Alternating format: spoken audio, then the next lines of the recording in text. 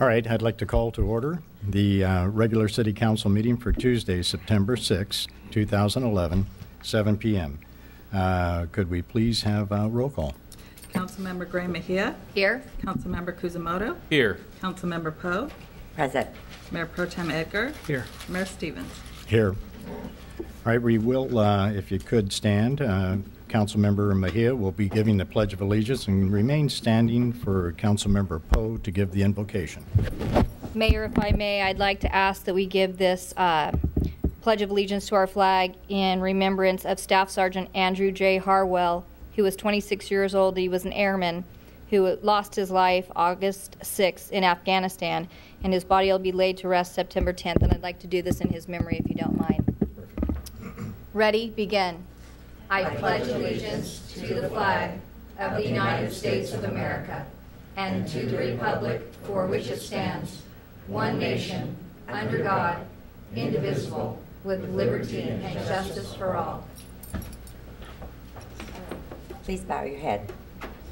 As we come together this evening, we continually remember and are thankful for the opportunity that has been given to each of us to be of service to this community.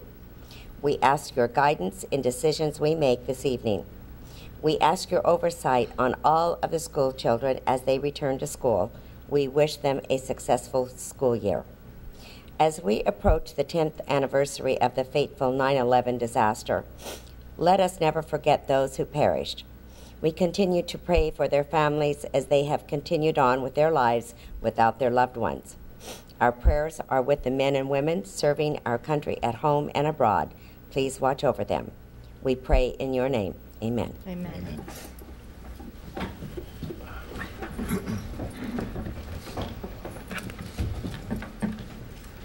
All right, now we're going to open it up to oral communication. At this time, any individual in the audience may come forward and speak on any item within the subject matter or jurisdiction of the City Council. Remarks are to be limited to no more than 5 minutes per speaker. And I would ask you to please sign in when you do come up. Thank you.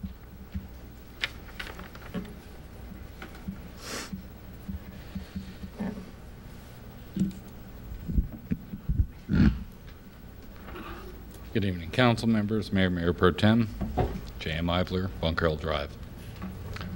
2 elections ago, a group of people stood here waving dollar bills and toothbrushes at members of the City Council, accusing them of misappropriation of city funds. Almost 2 months ago, Councilmember Graham-Mejia asked that a residence letter be added to the minutes as part of her comments. That letter had a series of questions to the city staff. In almost 2 months, there has been no response to that letter. It is quite clear that if a member of the City Council majority asks for something, and a member of the City Council minority asks for something, and a member of the City Council majority asks for it, the first will be sent to the bottom of the heap, the second to the top. I started this comment pointing out that the majority supporters had no problem with the circus antics over a few dollars spent by a council member they didn't like while on city travel. But it's amazing that when we're talking about potentially thousands spent funding and funneling tax dollars to a majority council member's nonprofit, these champions are nowhere to be found. Now, before I get accused of throwing out a charge of misappropriation of funds, a criminal activity, it should be noted that had the questions asked almost 2 months ago by Councilmember Graham-Mejia to the city staff by a resident been answered in a timely fashion, there might be nothing to say and no reason for me to be here. It's the fact that these simple questions remain unanswered that creates the picture that there's something nefarious to hide.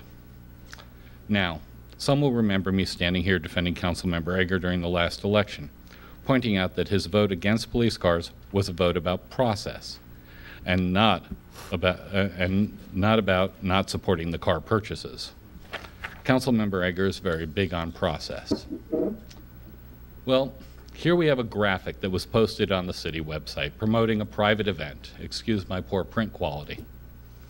The graphic has the nonprofit URL, and on it, it also has the city's URL on it.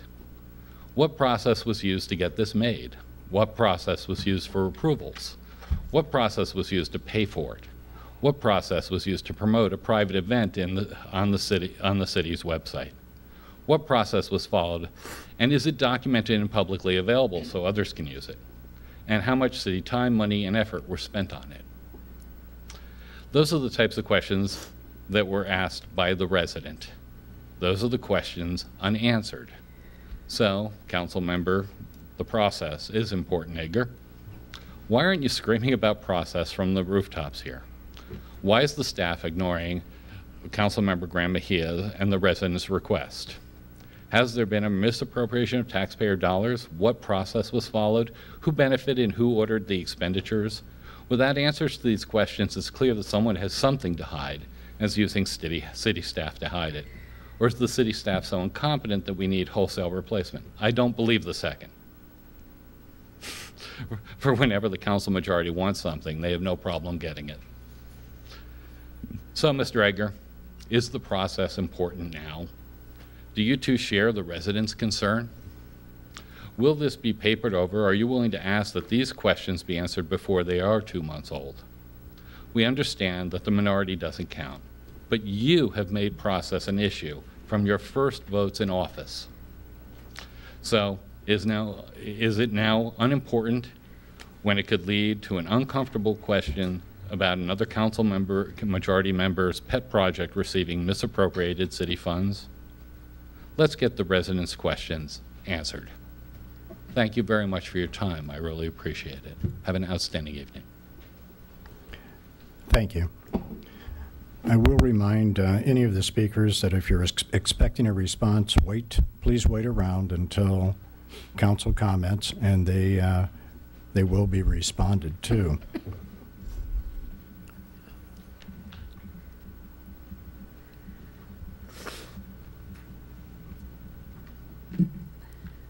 Hello. My name is Rhonda Sandberg, and I am a longtime happy resident of Los Alamitos and Rossmore. I am here tonight because I am concerned about this City Council's proposal to take the only remaining commercial zone from Rossmore when 82% of its residents are against it. I believe this is a very divisive and potentially destructive thing to do. Since the plaque above you says, "In God We Trust," I'd like to address this issue from that perspective in asking you to ponder this decision according to that trust. It is true that you have a legal right to simply take this commercial zone without consent, but where's the wisdom in that? Proverbs chapter 29, verse 8 in the Bible says the following: "Disrespectful men bring a city into a snare, but wise men turn away anger." My hope is that you will, in good conscience, decide not to proceed with this acquisition at the expense of the will of the people as well as the peace of the city. In the book of Jeremiah, chapter 29, verse 7, the highest motivation of any governing body is addressed as follows: "Seek the peace of the city and pray to the Lord for it, for in the peace thereof shall you have peace." The bottom line is that this issue is really a matter of integrity. Sometimes the decision may seem monetarily prudent, but if integrity in that decision is lacking, then something is amiss. Proverbs chapter 11 reads, "The integrity of the upright shall guide them. The righteousness of the perfect shall direct his way. When it goes well with the righteous, the city rejoices. By the blessing of the upright, the city is exalted." I pray that you will trust God's counsel in making a decision of integrity rather than just for mere monetary gain. Please do this for the sake of the people you govern, for the peace and prosperity of the entire city, which still does include Rossmore, and for the blessings God will bring if you trust Him with this decision. Thank you. Thank you. Next speaker, please.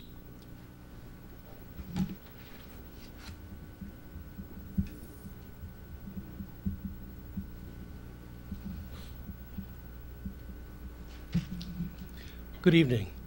My name is Eric Christiansen. I am a 26-year resident of Rossmore. I came here tonight to let you know that I'm unalterably opposed to the plans of the Los Alamitos City Council to annex the Rossmore shopping village and the adjacent parcels. Annexation by Los Al would cause a significant loss of revenue, both sales tax and property tax, to the Orange County General Fund. This is the fund that funds the RCSD and all Rossmore municipal services.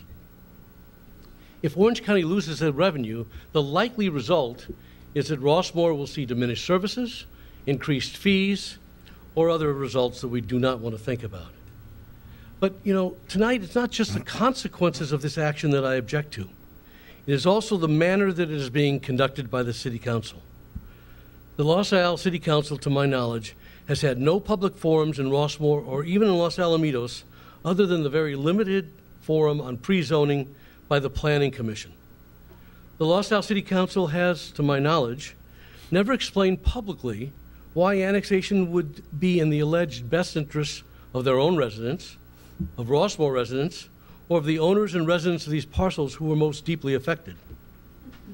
Maybe that's because it is only in Los Al's interest to capture the sales, property tax, and 6% utility tax from these parcels. As the previous speaker, I would ask the Los Al City Council to consider whether its acts are in the spirit of good neighbors, which we have tried to be, and ask them to withdraw their plans of annexation before irreparable harm is done to our joint communities. Thank you for hearing me. Thank you. Next speaker.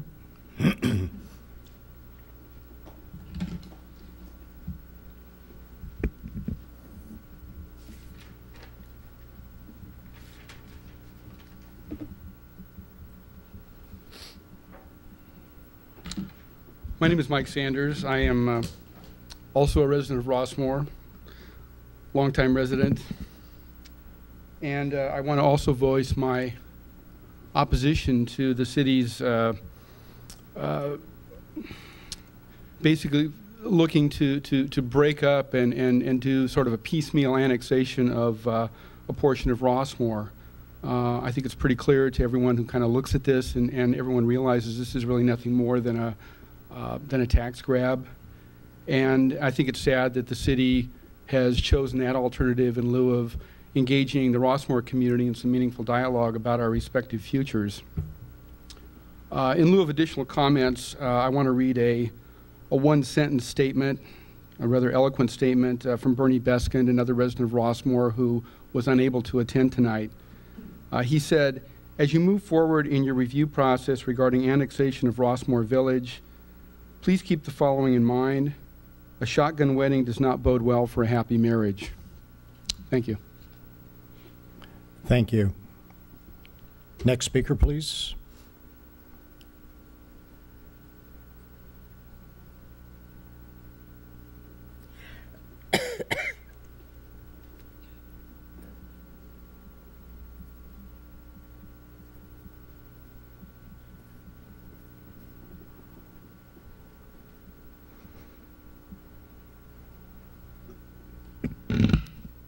I'm Dorothy Fitzgerald. I'm a 30-year resident of Rossmore. I attended the City Council meeting on March 21st, and I recently attended the Planning Commission meeting, and I'm here tonight also to talk to you about the rezoning of the Rossmore Village Square and your planned for annexation of it. The night of March 21st, Council Member Poe referred to the southwest corner of the intersection of Catella and Los Al Boulevard as, quote, our fourth corner, unquote. I believe that that statement was incorrect. It was incorrect on March 21st, and it is incorrect tonight. That corner is not Los Alamitos' fourth corner. It is part of Rossmore. Now, our supervisor may say that this isn't even Rossmore, is that it's the counties.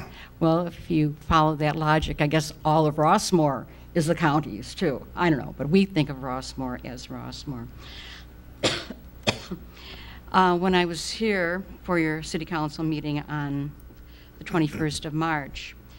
As I was exiting this meeting room, somehow one of the commandments popped into my mind. And I guess another speaker this evening has already talked using biblical verses. So I thought about the 10th commandment, and it says, "Thou shalt not covet thy neighbor's goods." Thank you.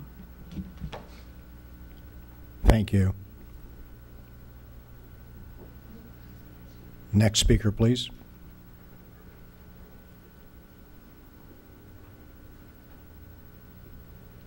Takes me 5 minutes to get up here.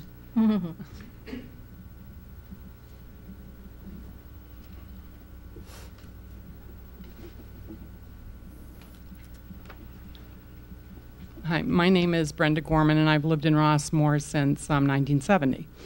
And needless to say, all of us that are here love where we live. We've also loved dealing with the city of Los Alamitos and visiting the businesses and supporting the city. But it seems to me that we have all been taken in by Mr. Morlock. He has for whatever reason, he has decided that a 50-some-odd-year existence that has gone well is no longer acceptable to him. I don't ever remember hearing anything from Los Alamitos about it not being a good existence. I know we have gone, over the years, this same subject has been brought up over and over again about forming a joint city with Rossmore and Los Alamitos. Los Alamitos didn't want us, and Rossmore didn't want to do it. And even though cityhood was voted down, it was voted down because the residents of Rossmore enjoy their life the way it is, and they wanted it to stay that way.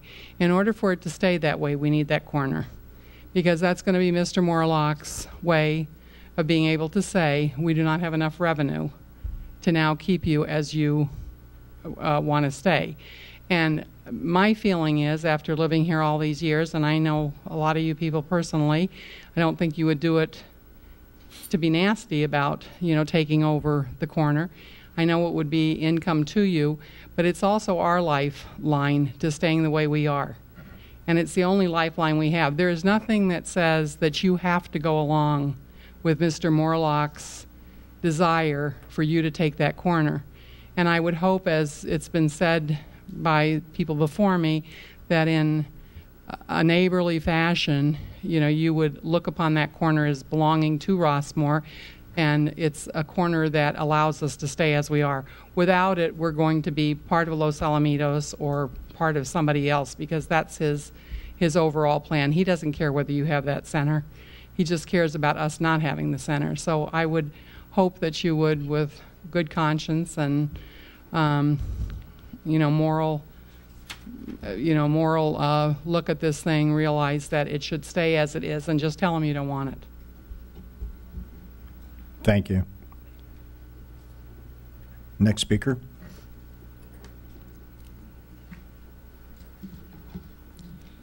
Judy Klabough.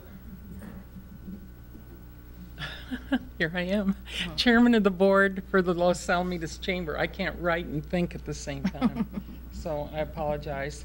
Anyway, I'd like to say we had a wonderful legislative mixer hosted by Oracle Block, the 5 different chambers. Cypress, Seal Beach, Los Alamitos, Buena Park, and Stanton joined together, and it was a very nice affair. That was last Friday night. Thank you for those of you that attended.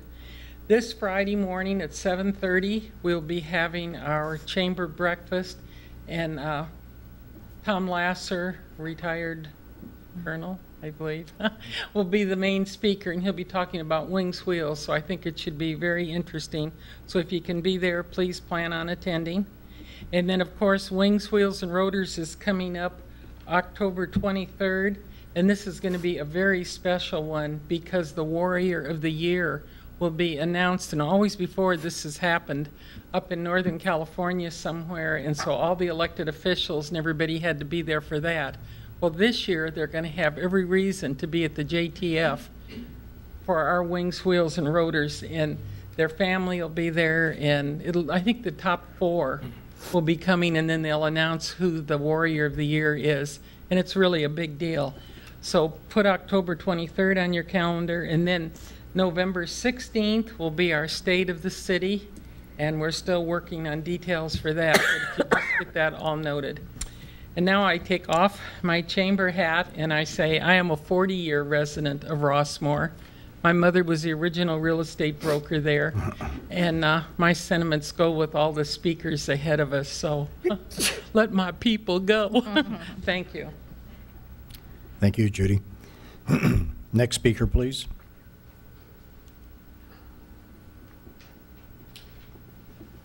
All right, seeing no additional speakers, we will close public comment, oral communication, and move on.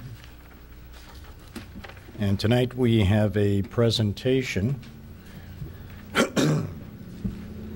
I'm sorry, a proclamation, and it's for National Preparedness Month, September 2011. I'm going to read through part of it and let the police chief follow through with the rest of it. National Preparedness Month creates an important opportunity for community members in the city of Los Alamitos to prepare their homes and businesses for any type of emergencies, from natural disasters or potential terrorist attacks. And emergency preparedness is the responsibility of every citizen in the city of Los Alamitos, and all the citizens are urged to make preparedness a priority and work together as a team to ensure that individuals, families, and communities are prepared for disasters and emergencies of any type. And the city of Los Alamitos is getting prepared together by promoting disaster preparedness in the community and training staff to better prepare for the responsibilities to disasters. The Federal Emergency Management Agency, Ready Campaign, Citizens Corp., and other federal, state, local, private, and volunteer agencies are working to increase public activities in preparedness for emergencies, and the city of Los Alamitos joined this coalition in support of this effort. The city of Los Alamitos is part of the Westcom Communications Emergency Response Team with community members who are trained to respond to and to assist in disasters.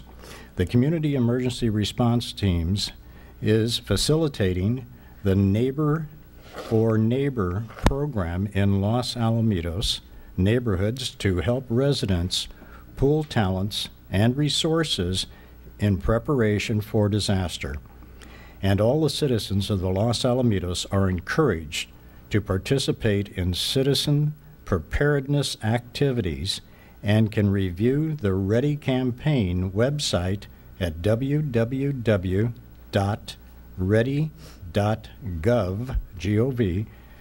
to become more prepared. So now, I, Kenneth Stevens, Mayor of the City of Los Alamitos, with concurrence of the City Council, do hereby proclaim the month of September 2011 as National Preparedness Month in the City of Los Alamitos. And now I'm going to ask Chief Mattern to follow through. Give us a little more details on this, if you would. Certainly, and I'll just elaborate a little bit on what you said, Mayor, and thank you very much. Since it is indeed National Preparedness Week, and emergency preparedness is the responsibility of all citizens, we're asking residents to join us in making this month, September, a priority in becoming better prepared for emergencies and disasters. And what we're doing here at City Hall is we're providing some training and information to our city staff in preparation of the Great California Shakeout, which is a statewide earthquake drill that we're going to participate in, and that's going to take place on October 20th. But we're heavily involved in providing the training and the information to our staff this month. And we're asking residents to join us in that preparation by following along with some information and preparedness tips that we're providing on our website at losalamidospolice.org, or people can follow our Facebook page and receive the information, or they can receive our tweets on Twitter. And lastly, if I can just take this moment along the same theme to talk about our next offering of the West County CERT program. We're taking registration now for that program that's going to begin next month on October the 28th. It's going to be held over 2 consecutive weekends of Friday nights and Saturdays. So October 28th and 29th, and then November 4th and 5th. It's a 24-hour program, and people can sign up if they're interested at the website, which is www.westcountyscert, that's C-E-R-T, .com, or they can get a link to that site from our website as well. Well, very good. A lot of good information. So to follow up on any of these, just get onto the city website, and it'll guide you into the direction you need. And as far as the preparedness goes, again, that address was www.ready.gov, and you know, get up to speed on it, because there are quite a few things you have to get ready for, whether it's an earthquake, whether it's any kind of a disaster. And I guarantee everything will be lined out perfectly on the website for that. So thank you again for doing that. And here is the proclamation, by the way.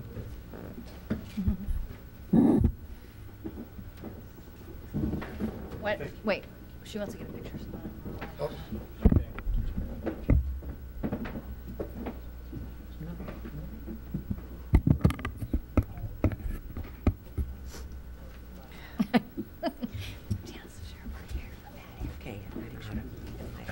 I know.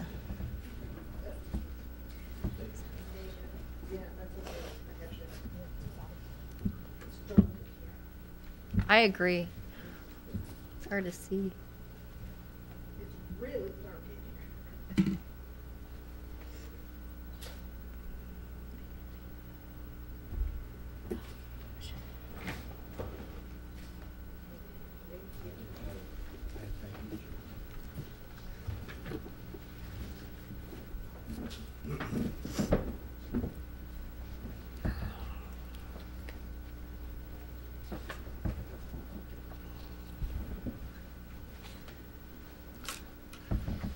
I had promised myself I wasn't going to read the entire proclamation, but on something like this, it is so important, at least I kept out the whereases. All right, let's go on to item number 7, Register of Major Expenditures. Could we have a roll call? I'll move approval. Second. Councilmember Graham-Mejia. Aye. Councilmember Kusamoto. Aye. Councilmember Poe. Aye. Mayor Pro Tem Edgar. Aye. Mayor Stevens. Aye. We'll move on to item 8, consent calendar. All consent calendar items may be acted upon by one motion unless a council member requests a separate action on a specific item. Are there any requests? I'd like to pull item A and item D and make a motion to move the remainder. I'll second that. All right. All those in favor? Aye. Aye. Opposed? Now, did you say item D or B? A and D as in dog. Thank you. D. Sorry. To work on my pronunciation. All right. Moving on to item D. A. A. I'm sorry. Councilmember Mejia. Yeah, I just want to note for the record that as I go through the meeting minutes and I see how sparse they are for detail, for historical purposes, I know this is for many people redundant, but I have to keep mentioning it because it's a concern of mine. And so I would like it noted for the record, Janice, that because the action minutes are so, well, they lack information for historical purposes, that I'm opposed to them. All right. Anything on item A? I'll move approval of the minutes. All right. I'll second. All those in favor? Aye. Aye. Opposed? No. All right. We're going to move on to discussion item D. I'm sorry, D. All right, we're going on to D. Yeah, it's actually, Mayor, I thank you for the opportunity. It's just a quick question. Did any businesses from Los Alamitos bid on this, city manager? Or Dave? I listed on page 2 in there of the businesses that proposed on it. I don't remember the actual addresses if any of them are in the city. Okay. But Well, I just know can we get have that pool information. supplies in the city, so I was wondering if they're getting in on the opportunity to bid on these items. I don't know if they provide heaters of this sort This or not. is a specialty item since it's an Olympic pool size heater. Most normal pool services do not take care of those. Just looking out for the businesses of our town, you know, keeping the money here with us if we can. So other than that, I make a motion to move the item. I'll second. All right, all those in favor? Aye. Aye. Opposed? None. All right. It's the end of the consent calendar. Now we're going to move on to discussion item 9A, approval of plans and specifications and authorizations to bid for Coyote Creek Park and approve the naming of the new city park. Can we please have a staff report on this? Okay. Mayor and members of the City Council, back in 2005, the City of Los Alamitos was awarded a funding amount of $1.44 million from the Rivers and Mountains Conservancy to create a recreational parkway adjacent to Coyote Creek, Oak Middle School, and the Royal Oaks Mobile Home Park. This project has started and stopped a few times. It started again last summer, and we have then progressed with finishing the plans. The 100% plans have been completed and turned into Edison for review. Edison had reviewed the 50% and the 75%, and we are going through the process where the city has also adopted the draft easement agreement between the city and Edison. At this time, RMC has requested that we wrap everything up into one resolution at this time. And the resolution includes approving the plans and specs and authorize the staff to be able to go out to bid for that. Also documenting that the CEQA documents were done earlier for the City Council to agree with the documentation that happened back in 2005 by the Planning Commission. Also, naming of the park is they need to have an official name of the park. City staff is recommending naming the park just Coyote Creek Park to keep it with the theme of the Coyote Creek Channel and also the Coyote Creek Regional Bike Trail that's out there.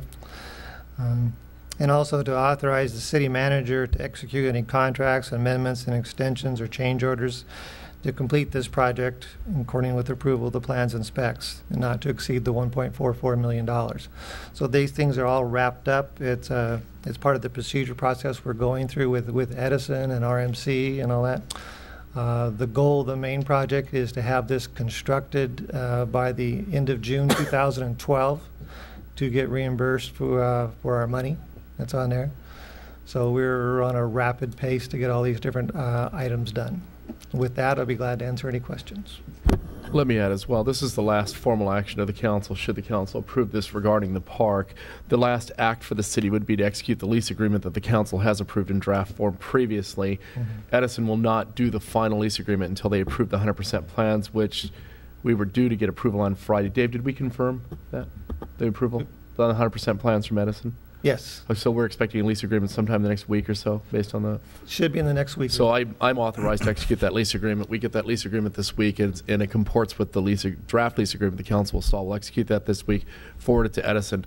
At that point in time, assuming the council reaches consensus and finds approval of this park tonight, it would be the last official actions of the city, and the ball would be fully in Edison's court on this. What the game plan is, and I talked to Dave earlier today, is that approval of this, we will seek reimbursement of our out-of-pocket expenditures immediately, and our goal is to not be out-of-pocket a dime if the CPUC can't get its act together and get this thing approved and make the RMC's deadline for this. But we believe that Edison is going to make a good faith effort to do so, even though it doesn't always seem that way.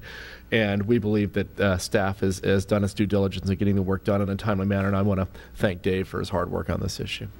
Yes, and you know, the staff has worked hard on it, but I also know that Mayor Pro Tem Edgar had been working with the Edison, and is that something that is going to be a problem later on, or? Thank you, Mayor. No, I would also echo what Jeff has said. I think that our staff has worked very hard to meet the timeline. I mean, this is really embodiment of this council pushing this as a priority through the Rivers and Mountains Conservancy. The board at the Rivers and Mountains Conservancy is following this fairly closely. They're very satisfied. They're also packaging this with another RMC project that they're working on that has an effect on with Edison. So we're actually using a little bit bigger project as leverage to get them both through, and which has kind of been the strategy from the beginning.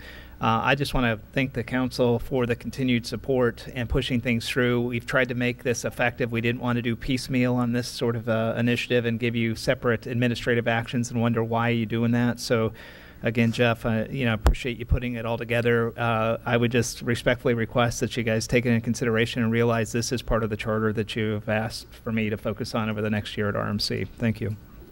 All right, thank you. Now, with all the information, we're going to bring it back to the City Council.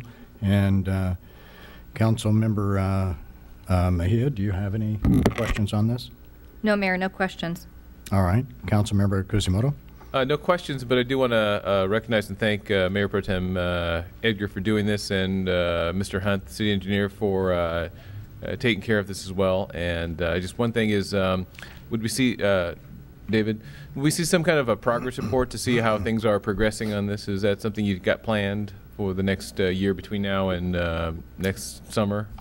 Absolutely. We'll keep you informed at major milestones. Great. Thank you very much. With photos. All right. With photos, great. Exciting to get a new park. All right. Council Member Poe? I don't have any questions. I have been kind of involved with this over the years, and I do want to also thank Mayor Pro Tem Edgar for pushing to get this going, and all the work the staff has done.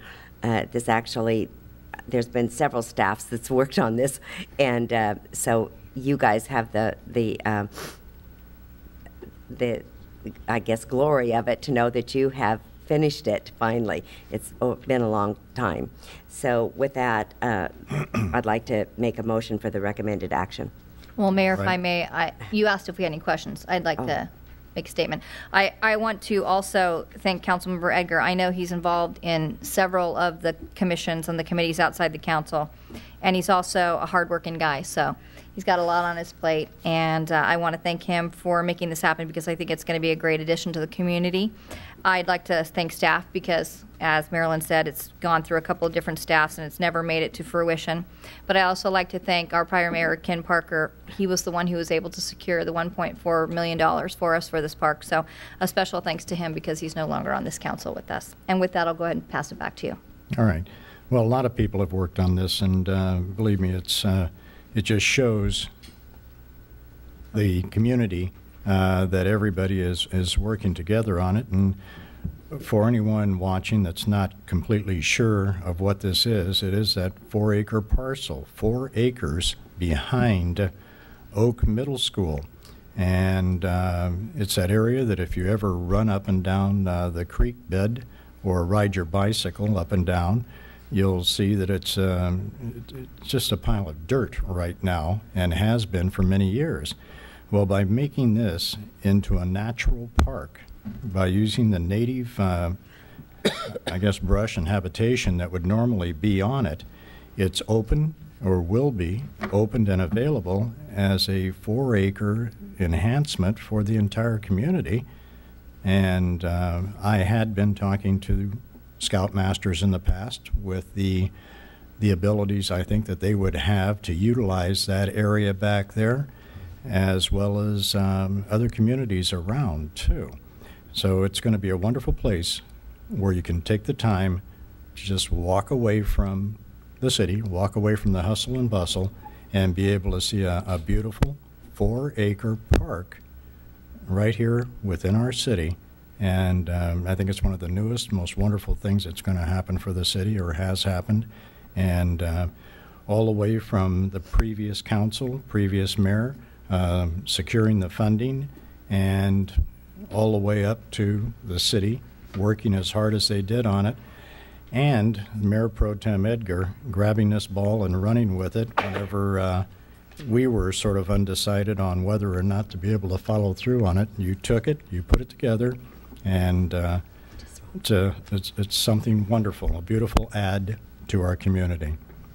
So I think all of us will be able to enjoy it. And we have one speaker that would like to speak to this too. Thank you, Mayor. My name is Dean Gross. Before you take action on all the items that are recommended, I'd request that you consider pulling number 3, the naming of the park, and having that transferred back over to your Parks and Recreation Commission and ask them to look at it, because I believe when you call this a park, there's an assumption that it is similar to any other park that we have in the city. There is no parking access, there is no direct access without going to Oak Middle School and coming through there as a pedestrian. The main access is going to be to people that are using the Coyote Creek running and cycle trail. You make a reference on here that it says Coyote Creek Regional Trail, and it seems to me that it would be a more appropriate consideration to look at rather than actually calling it a park. You think of a park as green grass, play equipment, things of that nature, and most of the nature centers, nature trails that are more in line with what this is going to be tend to be named that particular way. I know that the city is in need of additional park space. I'm supportive of that. I just think you might want to give this task back over to your Parks and Recreation Commission, have them come forward with an idea on how this can be named. If they deem it to be a park in the sense that we know parks, that would be fine. If they don't, maybe they'll come back to you with a better name. So thank you very much. Thank you. I'm going to look to the city manager. Are we against a time frame on this as far as naming it goes? I was just thinking the Recreation and Parks Commission meets tomorrow, correct? They won't meet again for another month after tomorrow. We are looking to get this included, the full packet included, to Edison and the CPUC within, well, certainly by the end of this month. I think it does create a bit of a time issue. Not to say that a special meeting couldn't be pulled together to consider it, but you know, my view is I think the staff stands by its recommendation on this. It certainly meets the definition of open space in a park, and I think Coyote Creek Park expresses what it is pretty clearly. And I'm not, you know, I mean, I understand Mr. Gross's comments, but I think that we can split hairs and debate whether it's a bike trail, an open space, a nature preserve, or a park. It certainly meets the criteria and definition of a community park, and I think we stand by our recommendation on that. If we continue on with this action and get it through all of the things you have to, at some point later on, it could always be brought back for renaming. Dave's shaking his head, yes. I believe so, but I don't know. I haven't seen before I answer it affirmative, I'll take your word for it. But I would have to give you a definitive answer. I'd have to look at the RMC agreement that we signed. We originally entered into this to see if that would allow that, but I believe we certainly have the ability to rename it. Okay, good. I'm going to bring it back to the council. Now, did we have a motion on this one, or? I made a motion. All right. Was there a second? Second. Okay. All those in favor in proceeding with what we have right here, say aye. Aye. Aye. Any opposed? Okay. All right. We will move on to item number 9B, discussion and possible action regarding general rate request case by Golden State Water Company. Can we please have a staff report on this one? Over the past a couple of weeks, there's been several mailers that have gone out regarding a rate request that's coming by the Golden State Water Company, and it affects their entire region, which extends all the way out to Apple Valley and Lucerne Valley and other locations, and it includes the local cities that I've listed in the staff report here. I met with the executive director last week to talk about the issue, and he talked about the rate request. Because it's a publicly held company, they're obligated to go every 3 years, and this is their third year, so they're going for a rate request. And it's in two parts, and it includes a financial and capital review, and then it comes back and includes the rate request itself. What struck me, and the reason this is sort of agendized, is that I've had several conversations with Councilmember Edgar on this, or Mayor Pro Tem Edgar on this issue over the last year or so. And even though it seems to be a routine rate request mandated by the CPUC after 3 years, there's a fairly significant increase. That number's around 20% on this, and it's the reason it's before you tonight. I'm not looking for drastic action at the moment, but what staff is recommending is that at a minimum, the mayor be authorized to send a letter requesting a public participation hearing in this specific Orange County region to cover the local cities. And right now, I'm not aware of any of those meetings being scheduled within, certainly within the Region 3, but not the Orange County cities. And I think there's enough residents in town and in the area, given the local economy, they'd want to speak out on a 20-something% increase in the water rates, and that's the reason it's on the agenda tonight. Okay, great. This was brought forward by Mayor Pro Tem Edgar, and I'm going to ask him to enlighten us a little bit too, if you would. Okay, thank you, Mayor. First of all, I think that just to educate the community a little bit more, in July, just this summer, as the city manager had talked about, the Golden State Water Organization had filed a case for a rate increase. So right off the bat, this is a request for about a 24% rate increase in our water. And to kind of get it to realistic terms so you get an idea, is they use a pro forma price. So they say it'll take the price up about $18 to $19 a month for an average user. So that's really what we're talking about here, and that's the context of the concern. You know, maybe following this stuff a little bit closer, policy-wise, is that they're required before they take it to the CPUC to formulate a rate case, very similar to what we're going to also see in the next 6 months by Southern California Edison, as they go and make a rate case based on environmental regulations to also increase our utilities. So, you know, just to stay focused on infrastructure costs, I think we need to be very sensitive and try to take policy positions for our city. But I want to go just a step further. Just the high-level timeline is between now and about November 2012, this rate case will be listened to by a court-appointed judge that will make a recommendation to the CPUC.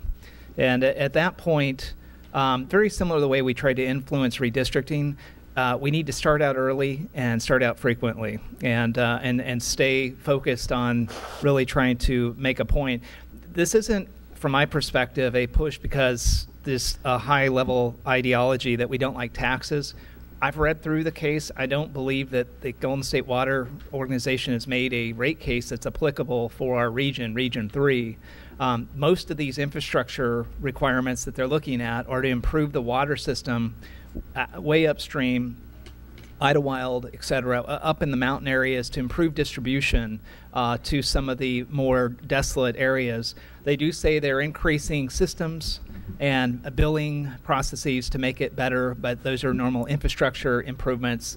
And again, I really had some specific concerns with the case that was made. What can we do as a city?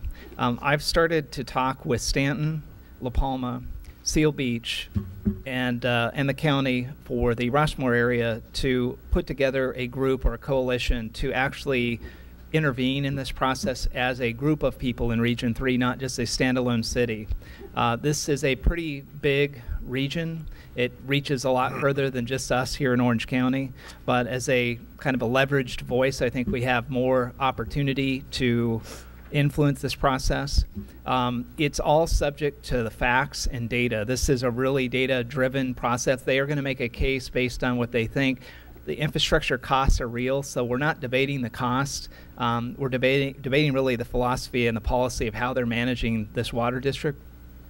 I think that we should consider, and I'll bring forward a recommendation, that we put together a request through the city manager for the cities that I'd mentioned to poll the different city councils, ask them their interests in forming this group more officially other than just behind the scenes, talk about forming a policy position and making sure, one, that we don't encumber Los Alamitos too far into this. We don't want to be an official intervener, which has a legal term, which has us expend a lot of city resource and go it alone. But we do want to be effective enough in the coalition, and I think that we can be more effective as a group and bring that forward. So I'd like to see us meet with the surrounding cities, put together a group for somebody on this council to be as a part of that, and it does not need to be me. The second thing is that I think that we should define if that meeting is accepted and those groups can get together, I think that we ought to have another meeting prior to that to empower our representative on the degrees that we're willing to go and how strongly we want to take a position on this. And just to give you an example, some of the other cities that are out there that I've talked to, mayors and some of the city council members, they are going as far as wanting succession from Golden State Water. They feel so strongly about this that, like many of the local water districts across Orange County, this is something that they feel very passionate about. I think Los Alamitos, as a very small city, we've always tried to leverage and go with economies of scale, and I'm not sure that would be consistent with what we've done in the past to deal with some of our challenges. We're always reaching out, trying to pull people in and make things bigger to get more cost effective. So I don't want us to get too carried away in this. So I think that being able to provide firm guidance to whoever we have in this, whether succession is something that that we're really interested in, or more to the other side, which is influence policy, I think that would be important. Like I said, I'm not advocating this for my own personal involvement. I just think it's something we have been very in tune as a council on issues like this, and every time something like this has come forward, every member up here has brought this forward and said, hey, look, we're not going to let that happen without making a comment. We're going to be conscious. I just want to be consistent on this issue. I also want to kind of sharpen our chops, because it's only going to just begin when we get ready for the Edison part. It's coming, and it's probably much bigger than this. So, Mayor, with that's my rationale for requesting the item to be agendized, and I'd be more than happy to answer any questions if there was any. Thank you. All right, thank you. We'll move on to Councilmember Mejia. I appreciate all the work that Troy's done on this. What do we reasonably hope to gain if we're able to join, like you did with the base? And I know, united you stand, divided you fall. What do you reasonably hope to gain from this? Jerry, I don't think that we will be able to block the case for rate increase. It's really the degrees of between 0 and 24% what it ends up being. So smaller. And very specifically, some of the key pieces of the business case that I think we can start to pick apart a little bit with a group of us, so it doesn't seem like an outlier group that's really small looking at it. If we can get an agreement that some parts of the business case are flawed, we potentially will still have a rate increase, but maybe not it'll so be measured. Significant. Okay. Yeah. All right, that's the only question I have. Okay. Councilmember Kusamoto. Thank you, Mr. Mayor. So again, thank you, Mayor Pro Tem Edgar, for bringing this up. I think that if I understand the bigger picture, Troy, that you're saying this rate increase pays for other parts of the infrastructure that do not directly benefit the Region 3 communities, specifically LaSalle. And certainly that is, I understand that, we spread these things, well, the providers have to spread these things around, otherwise it'd be enormously expensive to the perhaps smaller population rural areas. But I do agree with you. I think I do favor let's get involved and see what we can do influence how they allocate costs and how they divide up who gets what expense. So appreciate that. So that back to you. Oh, and then one other question. So just along with the rate increase, City Manager, we'd see an increase in utility tax then, right? Because costs would go up and therefore utility tax, small percentage. Not that we want to look at that, but I think we'd be mindful of that too when we look at rate increases, what that does to the utility ratepayers. With that, back to you, Mr. Mayor. Thank you. Thank you. Councilmember Poe. Thank you. I want to thank Mayor Pro Tem Edgar for bringing this up. If he hadn't, I checked to see, because I would have. I think there's a time that we all have to speak up. We have in the past, this council has, and I'm proud that we have.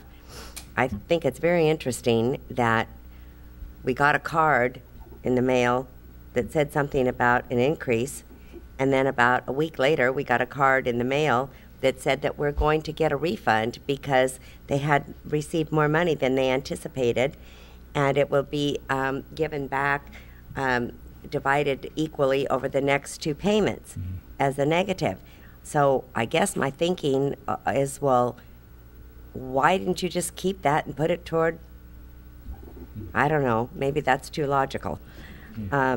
I think we need to stand up and be counted on this. And I think I'm not as kind as you. I'd like to be very loud about it. So thank you for bringing it up, and I certainly am in favor of looking to the other surrounding cities so that we can do it jointly, because I think they'll have the same feeling that we do. If you don't have your act together to the degree that you're going to ask for a rate increase, and then a week later you're going to say you're going to give a refund, just something's not right there. Mm-hmm. So I wholeheartedly agree. Okay, good. All right. I have a few comments to make on it too. I'm always surprised whenever I see these, and it's determined by Region 3 area. Region 3 customers include such diverse and widespread entities as Los Alamitos, Apple Valley, Lucerne Valley, Montclair, Monterey Park, and several others. Of importance, however, the region includes local agencies: Cypress, Rossmore, Seal Beach, Stanton, La Palma, and Buena Park. And I know that they have to lump them together to be able to get, I guess, a fair and even perspective as to what the residential increases could be.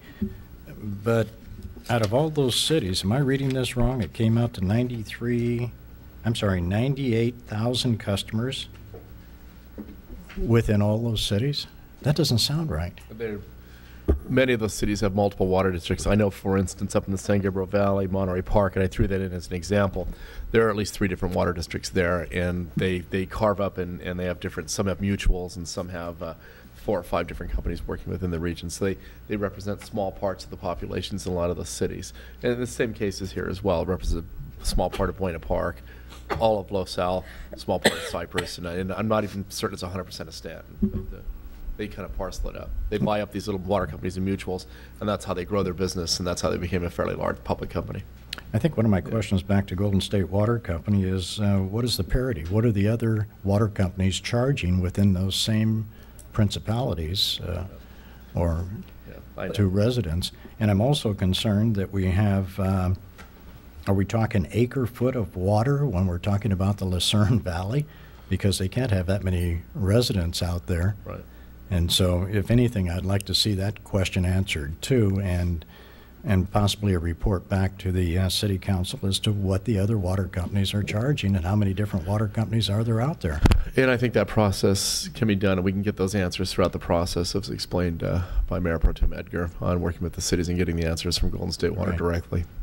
All right. One of the actions that was recommended was to poll the other city councils and I guess reach out to the city managers of the adjacent cities around and see how they feel on this, and possibly also appoint someone later on, to be a representative, along with a representative from the other cities, to meet and possibly come up with a better solution than any kind of rate increase. I don't think anyone up here on the City Council wants to increase rates on anything right now in this economy.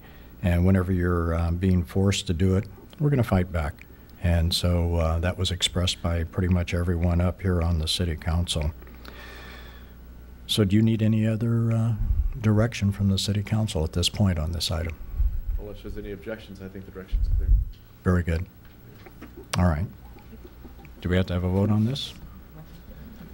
Not unless there's going to be an appointment tonight on who the council would want to represent there, or we can bring that back at another time. I think it should be brought back because we haven't even got to first base on this yet, which is finding out the interest of the cities of La Palma, Cypress, Rossmore, which is the county, Seal Beach, and Stanton and Buena Park, and see where they stand on all of this.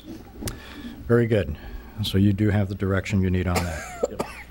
All right. Now we're down to item number 10, Mayor and City Council initiated business and any council announcements. At this point, anyone on the City Council can answer any of the questions that were brought up by the public during the public portion of it, as well as make any other announcements that they would like to. And we're going to follow through on the rotation. Councilmember Mejia. Thank you, Mayor. Well, since you brought it up, asking questions regarding the issues that were spoken about at oral communications tonight. City Manager, can we have an update on the ad hoc committee and what we've done, if we've taken any actions, if we've had any meetings or anything with regards to the annexation of the fourth corner? The ad hoc committee has met once, and we have not taken any formal action other than to establish the pre-zoning, which the Planning Commission has looked at. I think it's probably appropriate that the ad hoc committee meet again soon to talk about public input and how to receive that. And so we haven't met with any stakeholders. Okay, great. Well, no, that's not true. We've had conversations with the property owners. Oh, with the property owners. Okay. And what, do we have any outcome from that? Nope. No outcome from that. Okay. Thank you. I know, City Manager, last meeting we talked about policy on travel, and you were going to check into it. I think that there was confusion as to what the policy is. We have no formal policy on reimbursement. So that was the area that I checked into, because I know there was some discussion on whether or not that the council's reimbursed. I know Mr. Zarkos has reimbursed, and I believe that was a voluntary action at that time. Yeah, I reimbursed also. I think the question was, if I remember correctly, I think we said it had to be, if someone was going to go, it had to go by at least a 4 vote on the council. But then there was, not a little bit of lack of clarity on that. Were you able to? No, I didn't look that far. The question I took away from the discussion last meeting is whether or not there was a reimbursement issue. I don't recall. I certainly didn't look to see if there's a 4-vote requirement for travel. I'll have to look back into that and write out. And if you don't mind, I'll report out in the weekly on that. Sure, that's fine. It's not a big deal. I just want to be clear on it so I know what we're doing. I just wanted to mention to the residents, September 11th coming up, and I know we've already spoken, Marilyn's already spoken of it tonight. It's just something that I think that we need to be careful not to forget, because so many people lost their lives, and they did it in a heroic way. And we talk about our military many times, and they too have made huge sacrifices. But I wanted to make the community aware that on September 11th, at 8:46 in the morning at the local fire station, which is on Green Street, they will be having a moment of silence to remember those who fought and lost their lives in that horrible tragedy. And so it's welcome. Everyone's welcome. Anyone in the community can come. I went last year, and it was a very small showing, but I just wanted to extend that offer so that if you have just a couple of minutes, it's a great thing, and I think it really speaks to the firefighters that we really do greatly appreciate the daily sacrifices that they make, and also to their families that we understand the dangers that they face. Do we have any movement on the SCAG issue? I know Marilyn was saying she was interested. Have we gotten anywhere with that? I'm sorry. What was the SCAG issue? Well, we pay dues to SCAG, but yet our representation is lacking. No, there's no reported movement on the representation and how that's going. Okay. The local rep on that. And that, what we need to look up is the term, and I'll look up the ending of the term on that. I'm not looking to cause Andy any trouble, but if he's not going to be able to make the meetings and Marilyn's willing to do it, then we need to have representation for our area. That seat's normally up in April, so it should be coming up. Okay. So you're campaigning now is what you're saying? No, I don't want to. No, I meant for Marilyn. I meant for Marilyn. Done that one. Okay, great. I just wanted to check and keep it, in our minds. City Attorney, when I asked for something to be noted for the record, can you clarify what the expectation is in the meeting minutes? The request should be stated in the minutes. Okay. Yeah. That's not happening. So, City Manager, I would like to make sure that moving forward, I know there's not a lot that goes into them because they're action minutes, but if I ask for something noted for the record, I'd like it noted verbatim for the record, if you would. Thank you. Because I know right now you're our acting. Right. Did we miss it last meeting? Yeah. We did. What do we have noted for the record last meeting? Yeah. I asked for things to be noted for the record, and they don't generally make it in. And I'm not saying that's intentional, but I just want to bring it to your attention so it can be done. I'll be moving forward. Okay, great. The emergency training, I think that's a great thing for this community and any community, but I've been a part of the CERT. It's a great program, and if you're interested in that, it teaches you how, if there's a an emergency, how to help your neighbors, how to help yourself to stabilize your area and handle the sick or wounded and just act together as a community. And I think that you would have a much better result than trying to act independently. So if you're interested in doing that, our kind police chief mentioned that the next class starts October 28th and 29th. It's a combination of those 2 nights. And then 2 more nights, November 4th and 5th. If you're interested, and I would highly recommend it, it's a great class, and it's a lot of information, but it's a good team building too, and you meet some people, and I've even had the opportunity to respond to fires and to flooding, and it's just nice to give back if that's something you have a heart to do. The website for CERT would be westcountyscert.com. And again, I just think that if you like to give your time, it's a great thing. You meet all kinds of new people, and you are an assistant to police and fire in times where it frees them up to do the real work that they've been trained for. And Mayor, I would just like to ask once again for Staff Sergeant Andrew W. Harwell. They had a service at the base today. He's a fallen soldier, 26 years old. He's an airman. He was he lost his life on August 6th in Afghanistan, and he is going to be laid to rest in Long Beach on September 10th. And I just think that it would be fitting if we were able to close this meeting in his memory. Very good. And we shall. Thank you. All right, moving on to Councilmember Kuzimoto. Yeah, thank you, Mr. Mayor.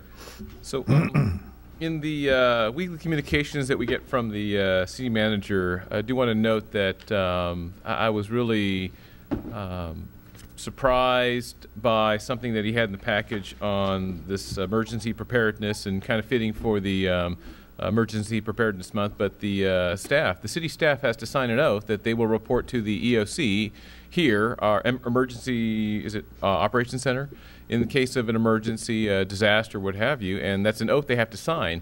And if they can't make it here, they need to call in and report to, I guess, a local EOC in the area where they're at if they live far away. So I do want to recognize the city staff for having this responsibility placed on them and their dedication to us, to the city, to the residents, to the businesses here.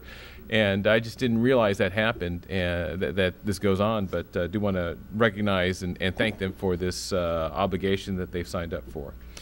I attended the California JPIA, the Joint Powers Insurance Authority. They had a board meeting, just I think their normal course of business. I was able to make it there and attend, and it was quite interesting. I do want to say I think that they do.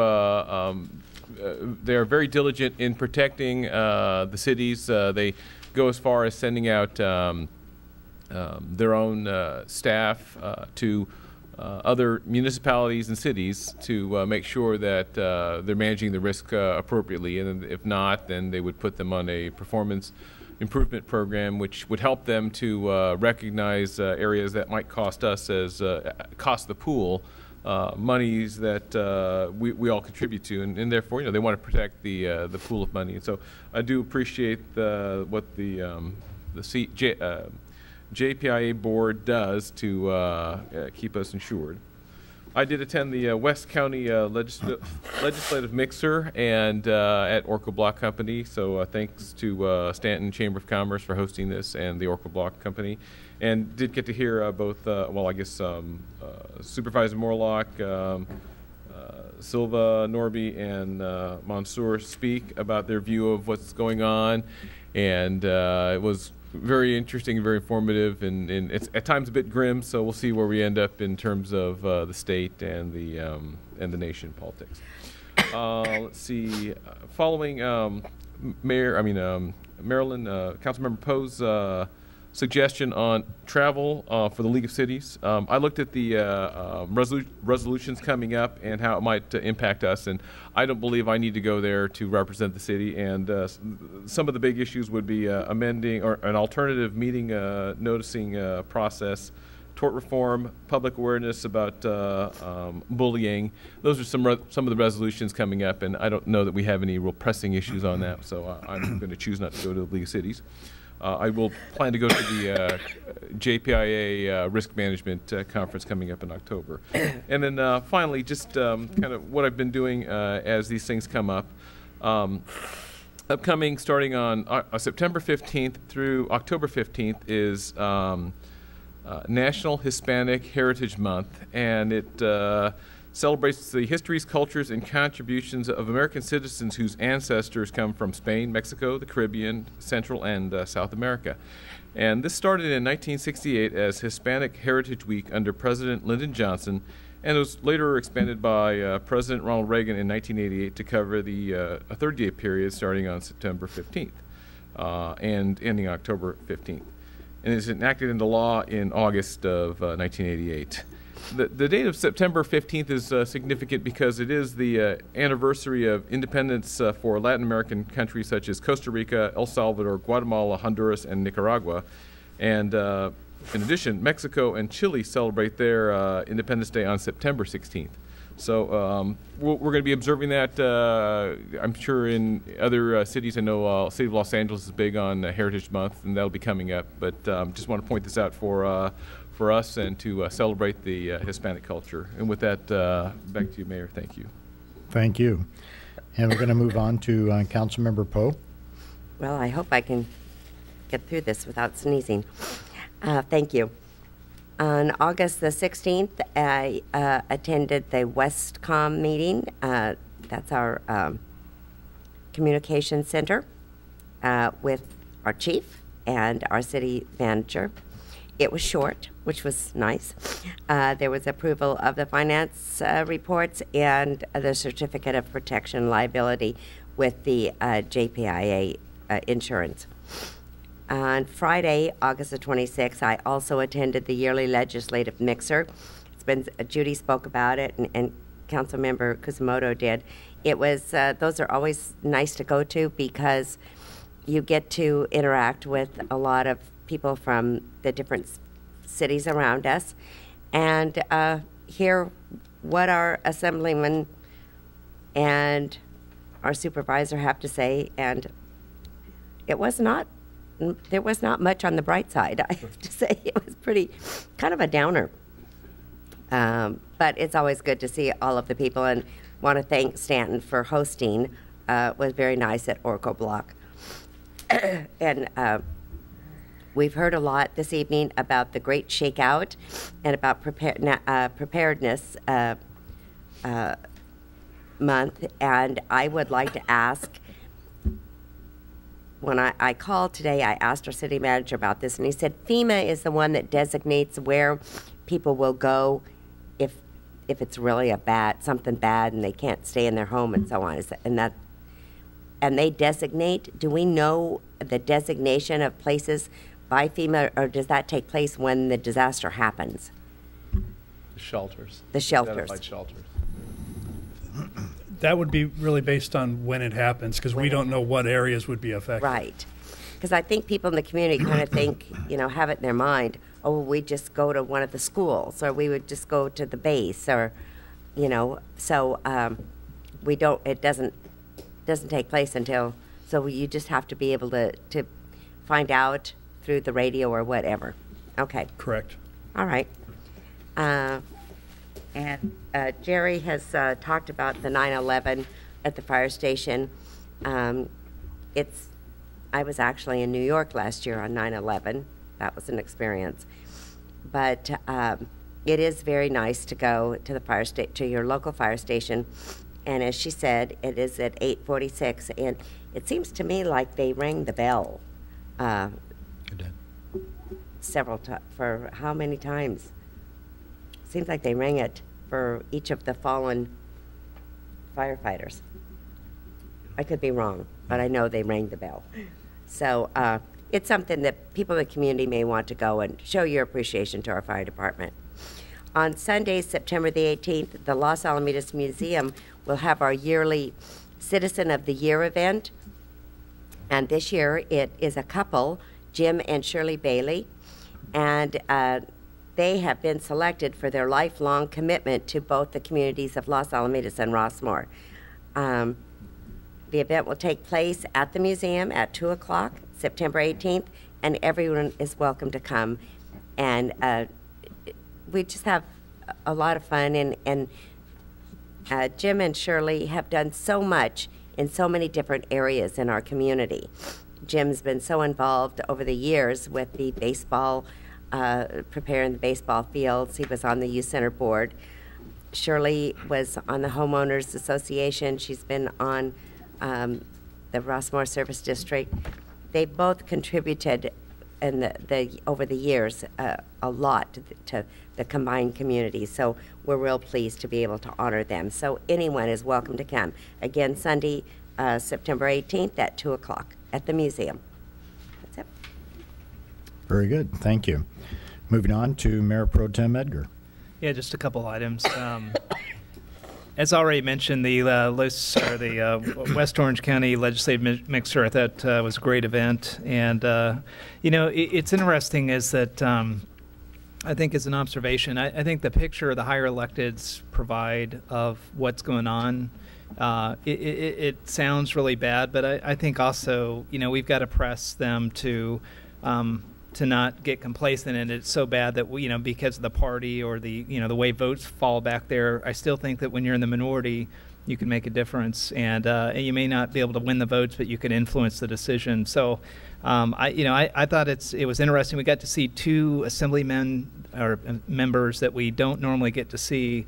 Assemblymember Mansour and Assemblymember Norby, which was really our first sign of the redistricting and the effects of redistricting, and the people that, as they almost trying to demonstrate their knowledge of their areas that they're going to be taking over. I thought it was kind of interesting.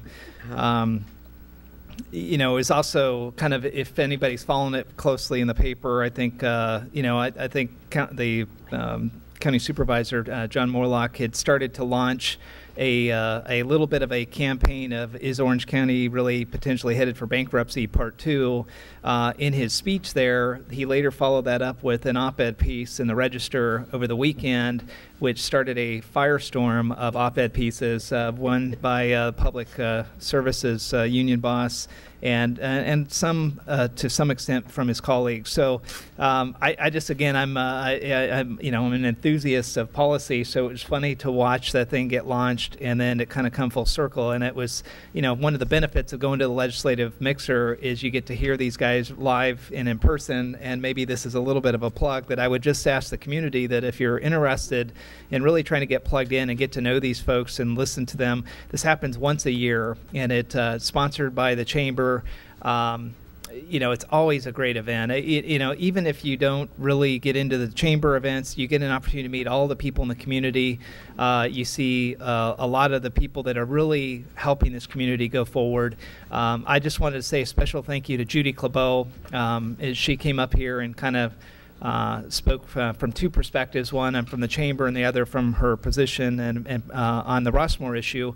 But, you know, Judy is just a model to the community of somebody that, you know, she gives to the community, and she has an expectation to provide her input on processes. And I just have a tremendous amount of respect for her. And if you could see the way that she carried herself and represented Los Alamitos as a chamber president, I was very proud to be a part of that and to support her and our chamber there. As far as some of the activities on the Orange County Sanitation District, I've had a bunch of meetings as we're completing our reorganization and a volunteer lunch. You know, what's interesting is the Orange County Sanitation District does something every year. Is they you know, very similar to what Warren had talked about with our city staff. You know, our city staff's asked in emergency operations to contribute their time and be available always.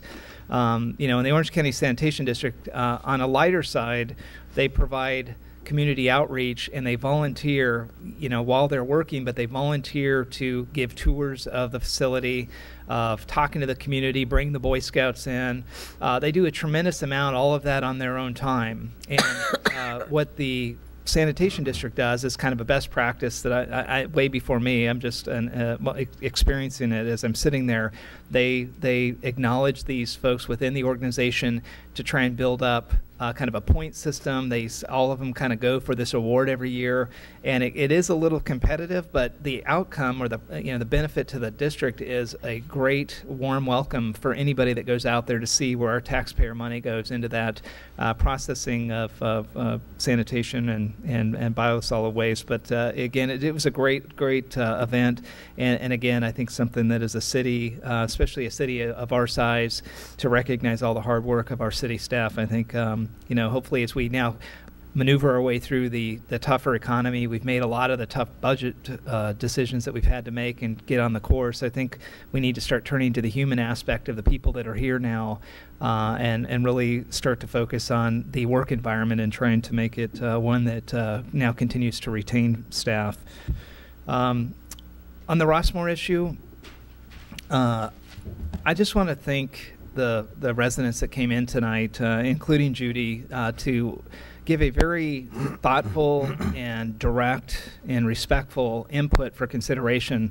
It's a tough issue as we're going forward, and a lot of us up here, it's not as straightforward as people think it is, and I think the speakers that came up tonight really have the right perspective. We're sitting here as policymakers trying to make a decision that we all come at it from 5 different ways. And some of us think we know what the city on our side thinks, and some of us think that some of our friends influence us and their opinion matters, and we have to take that all in consideration. There is a human aspect of this Rossmore issue, and I'm very encouraged by the speakers. I think for everybody in this council, we're very open to have discussions.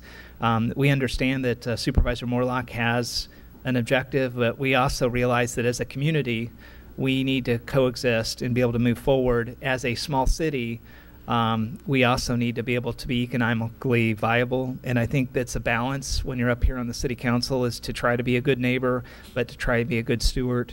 And I think that also there's actions that happen on both sides that have kind of a cause and effect. And I would tell you, without being specific, that I think both sides are taking actions that potentially are getting over amplified and read, and we're reacting to each other. And I do hope that over time we'll have a very cool, calm, thoughtful dialogue on this issue. And I think the guarantee from us here in Los Alamitos, at least from 1 of 5, is that we will be very considerate of all the input.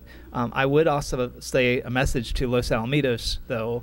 We do have a lot of folks from Rossmore that are coming in and talking about this issue, and they're making very good points. And I would challenge the folks within Rossmore or within Los Alamitos, if you feel strongly about this, don't assume that your council members fully got every perspective and that we're suited and going. I mean, you see the direction that it goes up here, but if you feel strongly about this one way or the other within the city of Los Alamitos, you need to come forward and you need to be heard at this point. It's really important. We're trying to make the best decisions for the longer term, and we do realize that this is an ecosystem we have to preserve. So with the Rossmore issue again, those are going to be important decisions coming up.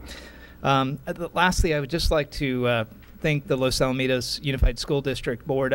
School started last week. I've still got 2 kids in school, and I'm just so impressed with the way they've put that bond money into these schools. On the outside, at least, cosmetically, they look really good. What was just a really tough construction project when you're looking at it, and it never looks good there during that process. I think they've done an outstanding job on the outside, and what you hear about on the inside on the infrastructure to improve our facilities. I think it helps us maintain our quality of life, and obviously provides a great learning environment for all the students. And really just helps maintain our property values and the value of our city. So again, I just want to say thank you to the school board and their leadership. We really appreciate it. That's all I have, Mayor. Thank you. All right, thank you. All right, I've got a couple of questions. City manager, during public comment, Mr. Ivler brought up a few things. would you please reach out to him and Yeah, I will start by saying that Mr. Ivler wrote an email to staff, and he may have CC'd the council or may not, I'm not sure, but I received it. I know the city clerk received it, asking why his questions hadn't been answered. Well, we went back and looked specifically at the minutes. The minutes reflected clearly at the meeting and listened to the actual recording of the meeting. And the request was to add the list of questions to the minutes, but not necessarily to respond to Mr. Ivler. But I want to add to that. I know Mr. Ivler's had, prior to all this starting up and it got on, that he had a conversation with Steve Mendoza on this, on the permit process and the whole 9 yards. So it's not like he's been frozen out of the loop. Certainly there's no objections to answering these questions and all of that, but that was not the direction given by the council, and I just wanted to clarify that for the record. All right, thank you. All right, moving on. I wanted to thank, again, the residents of Rossmore that did come and speak, and like Mayor Pro Tem Edgar, I wanted to reach out to the residents of Los Alamitos, too. If you have an opinion either way, we would like to hear it. And I specifically want to thank Rhonda Sandberg, Eric Christiansen, Mike Sanders, and Dorothy Fitzgerald, Brenda Foreman, and Judy Klabough for taking the time to express their opinions. The more questions you ask, both of this council and the Rossmore board, the more answers you can expect.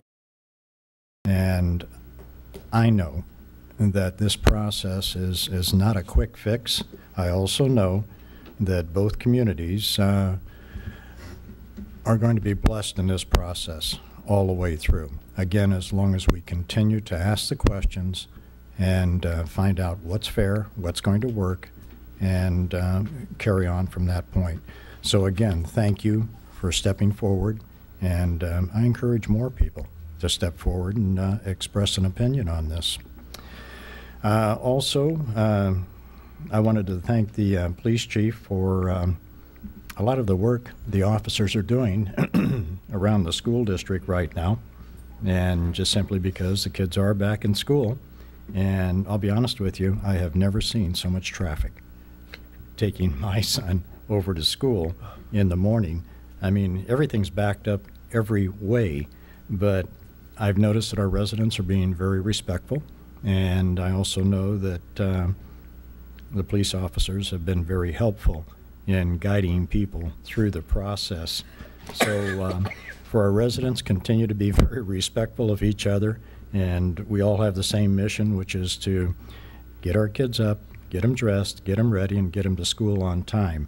And it all falls within that one time limit. I don't even know how many cars we're dealing with, you know, at that time in the morning, both for the high school as well as for LAE and for McCullough. But it's phenomenal.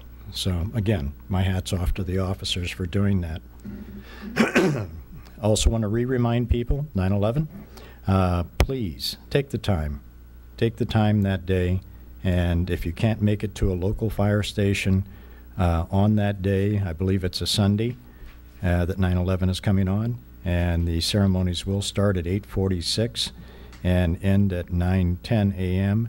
And Councilmember Poe was right. I remember standing there hearing the bells ring, and I don't know, it almost seemed like it went on for a 2 or 3 minute period, maybe longer, that the bell rang. And it's a good time to remember the people in uniform, remember what everyone went through.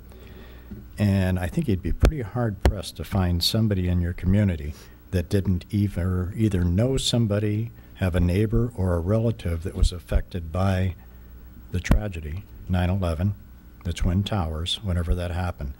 And so to have people in uniform run out there and get involved in situations on that magnitude or on any other situation we have within our community, it only takes a few minutes just to say thank you.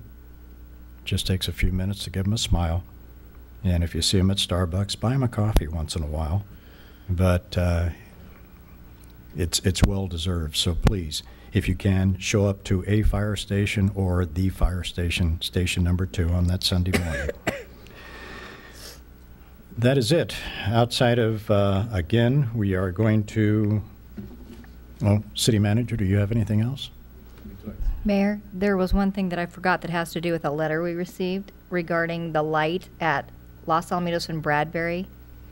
We've had multiple people come forward, and also the one at Lexington. There seems to be a disconnect. I don't know if it's, Yeah, I the saw deal the with email Cypress or today. whatever. It really, you do sit there. I mean, they don't seem to be working right. So if we could look into that. And I will respond directly back. And I apologize, CC you Mayor. on that. I No, no. forgot about and that. I actually should have brought that up. I did receive the letter. We're going to look into the specifics of that. It looks like it's going to be a Traffic Commission agenda item. And when I respond back, and I'll do that tomorrow, I'll CC the rest of the council on Okay, so both those streets, Bradbury and Los Alamitos and Lexington. Perfect, thank you. Very good. All right. Well, we are going to adjourn the meeting tonight in the name of Andrew W. Harwell. And it's always a shame when we have to have a loss of life for anybody that's in uniform. But tonight, our best wishes to the family.